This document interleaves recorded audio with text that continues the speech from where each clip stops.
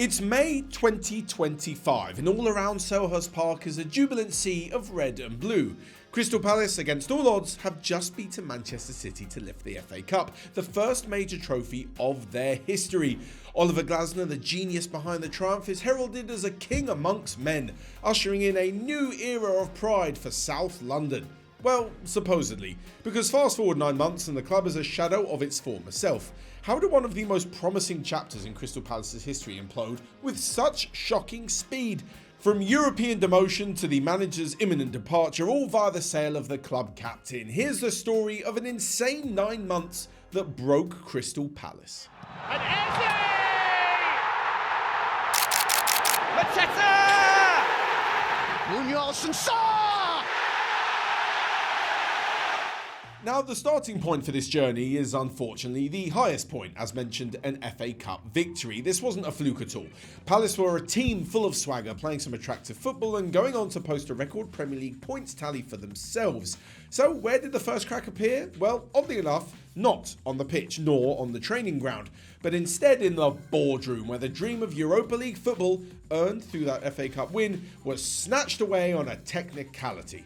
Now, because of UEFA's strict multi-club ownership rules and John Textor's significant stake in Palace, as well as French club Lyon, who qualified for the Europa League 2, Palace found themselves in a legal squabble whereby both teams couldn't compete in the same competition. The sad reality of this is that a deadline in March 2025 regarding those ownership rules and the need for restructuring was missed entirely. The club did appeal the ruling, but by the start of the new season it had been rejected, and therefore demotion to the UEFA Europa Conference League was rubber stamped. Still, European football for the first time in their history, but not exactly at the level that they wanted. Meanwhile, in the summer transfer market, after loads of speculation, talisman 𝗘𝗫𝗧𝗏𝗧𝗏 as a finally left the club, joining Arsenal. Now, I will say this isn't exactly uncharted territory for Palace. They've lost players in summers gone by and have always bounced back. Whether it was 𝗘𝗫𝗧𝗏 or Zaha, it's part and parcel of the football food chain. Bigger clubs offer bigger money and bigger competitions to play in, so there's not really a shock angle to this, but it's still left an Eze-shaped hole in the squad, one that new signing 𝗘𝗫𝗍𝗏𝗏 is doing his best to fill, but it is a very big ask. The actual struggle of the transfer window was what to do about 𝗦𝗶𝗴𝗍, the club captain and star defender who was entering the last year of his contract and therefore posing a big question to the club. Do they accept the £35 million offer from Liverpool and face a rush to replace him? Or do they keep him but lose him on a free next summer, when you think they would have had time to find a replacement? Long story short, they kept him, but only a short while later it was clear that his head had been massively turned. So once the transfer window had slammed shut, it seemed like a good time for Palace to take stock of what had happened in the previous months. Lost a star player, kept a star player, still had the core squad firing on all cylinders, winning the Community Shield against Liverpool in August, by the way, and starting the season fairly well. The opening 6 fixtures saw them go unbeaten, and after 15 games they were sitting pretty in a Champions League spot. Even with the news that 𝗦𝗶𝗴𝗍𝗏 had rejected a new contract and announced his desire to leave at the end of the season, this was always the risk that the club knew they were taking when they rejected Liverpool's offer, so it wasn't exactly out of the blue. What was out of the blue, though, was the dip in form, especially in front of goal. The injuries to key players such as Daniel Munoz, 𝗘𝗫𝗓𝗏𝗧𝗏𝗏 and Eddie Nketiah, and just a wave of bad luck that would carry over from the end of the year into the new one to define what was, all in all, an absolutely horrendous January transfer window. The news has just been confirmed. 𝗦𝗶𝗴𝗍𝗏 is a Manchester City player. Now, let's talk about the off-field shenanigans before we even touch what's happened to the club on the pitch. Because January rolls around and 𝗦𝗶𝗏𝗍𝗏 is free to talk to clubs abroad about a free transfer at the end of the season.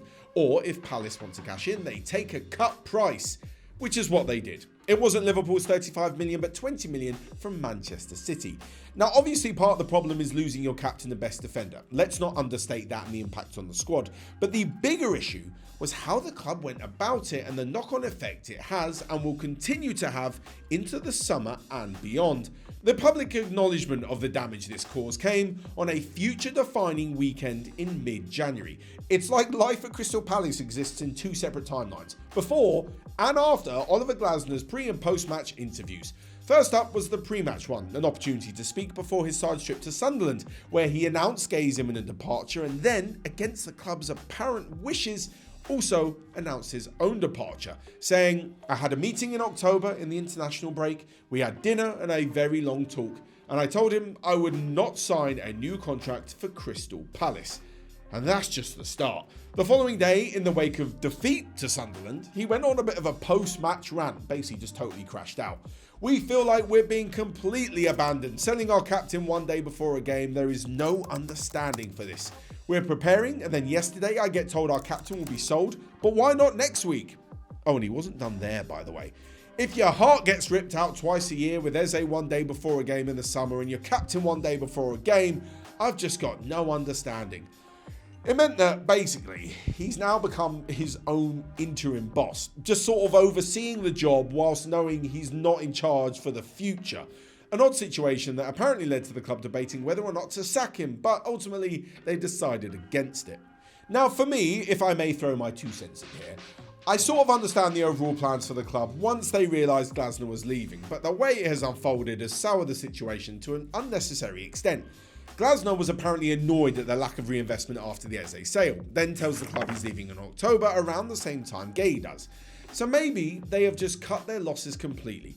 Yes, it's very messy when it's played out in public, but maybe the overview or the headline is this.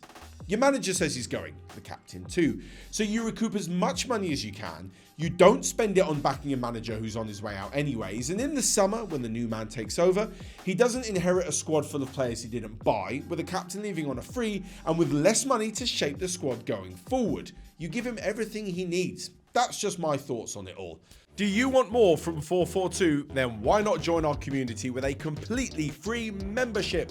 There's loads of benefits, including extra content, quizzes, Q&As, fan discussions, plus plenty more.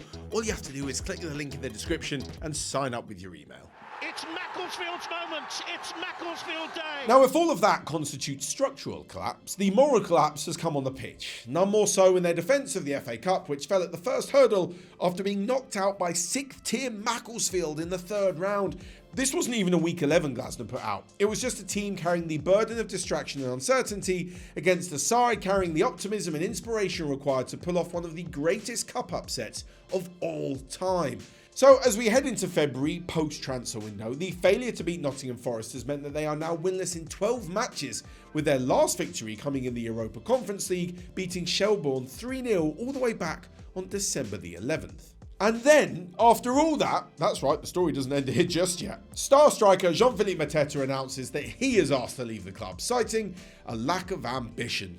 The fact that he has stayed past the window could go one of 2 ways. Either he's a negative impact on the club as it's clear he wants to leave, or he could see these next few months as his final hurrah and give the fans something to shout about before departing in the summer. Sort of in the same way that Gsn could see it. But there's different rules to what counts as a positive impact when you're a player to when you're a manager. Having said that, football doesn't live in the future, it lives in the now, and whilst getting rid of someone who doesn't want to be there is good, losing his goal-scoring abilities is a big blow. So after all this, is there still hope? Do I really want to end on a completely negative note that makes Palace fans want to shut their eyes for the rest of the season? To be honest, yes. There's a winnable UEFA Europa Conference League knockout tie on the horizon. They might go further into European competition than many expected. The injury crisis could ease up a bit with players like Munoz returning. 𝗕𝗏𝗏𝗏 is still an absolute joy to watch in the middle of the park, but just try not to think about how he might not remain at Selhurst Park for too long. And lastly, there are others in the same boat. Well, sort of. Newcastle and Spurs also fall into this category of clubs who won something last year and look miles off it this time around. Although, as is often the case with slightly bigger clubs, they have the resources to pull themselves out of it quicker. Maybe all 3 of them made a deal with the devil, trading it all in for one glorious day in the club's history, one I was there moment, one snapshot in time to look back on when everything else seems to be falling apart in front of their very eyes. There might be an almighty storm clouding the sky over Selhurst Park right now, but things surely won't be this bad forever. To use the most cliche of footballing terms, there's always next year. So that's all from me for today. Make sure you smash that subscribe button for loads more 442 content in the future. Leave a comment as well, and I'll see you in the next video.